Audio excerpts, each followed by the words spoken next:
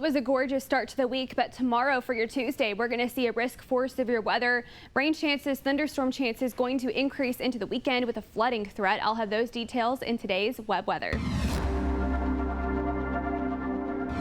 Here's a look at your hour-by-hour forecast going into the rest of your Monday. You're going to be mostly sunny. It's going to be gorgeous. Winds are going to be light. Temperatures are going to be pretty mild, upper 60s, and then we're going to dip down into the lower 60s and 50s by 9-10 o'clock. It'll be a good evening to spend outside on the patio. Possibly tomorrow, we're going to start out the day in the upper 40s with mostly clear skies. Those winds, though, are going to pick up from the south, 15 to 25, gusting up to 30, 35. We do have wind advisories out through about 10 o'clock for your Tuesday for for Pittsburgh County. Going into tomorrow, we'll be warming up into the upper 70s for your Tuesday with the warmer air. The instability is going to increase. Wind shear is going to increase as that system moves in. That's going to increase severe weather.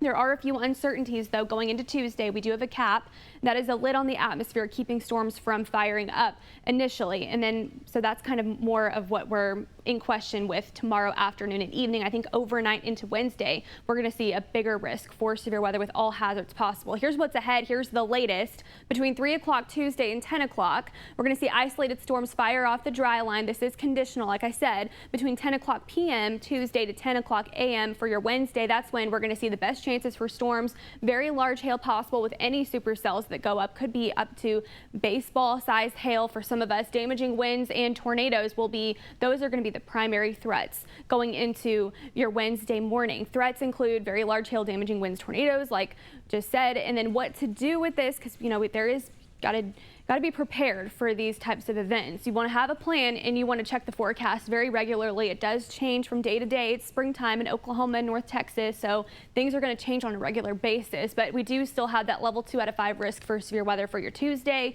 And then Wednesday, we also have a level 3 out of 5 risk for McCurtain County, level 2 for Antlers, Durant, and Hugo, level 1 along I-35. We also have another severe risk for your Thursday closer to the Red River. So here's what it looks like on your future sky forecast here.